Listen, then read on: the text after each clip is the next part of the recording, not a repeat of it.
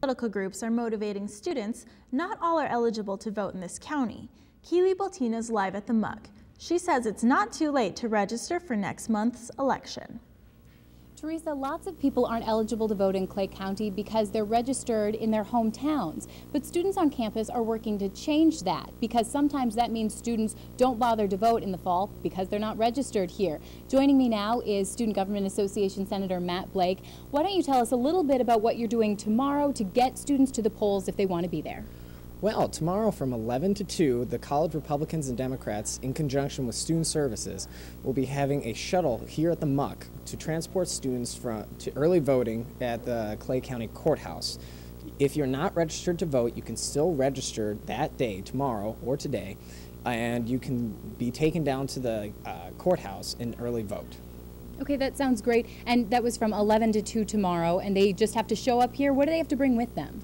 You'll need a driver's license. That's about the only thing that you will need to show that you are an actual South Dakotan resident and here in Vermilion.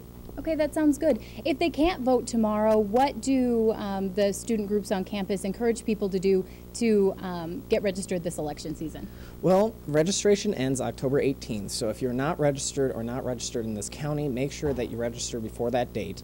If you are registered, you are able to go to the courthouse and early vote at any time, but election day is November 2nd, and that's definitely the last time you'll be able to go. So. That sounds good. One last question for you. Sometimes people don't take the midterm elections as seriously because you're not voting for a president. Why should students on campus be mobilized to get to the polls? Well, this year, especially with the governor up and with the state legislature and the budget as it is, our tuition and fees and how our university is going to be affected by that will be an issue, and if you do not go out and vote, our voice will not be heard when it comes to state legislature here in the spring. So it directly affects students. It directly affects students. Excellent. Thank you very much, Matt. That was SGA Senator Matt Blake helping us. Now remember, the shuttles will go from the Muck to the Clay County Courthouse from 11 o'clock to 2 o'clock tomorrow afternoon. They can get you registered, and you can even do some early voting tomorrow if you're available. So stop by the Muck and help you out at the November 2nd election.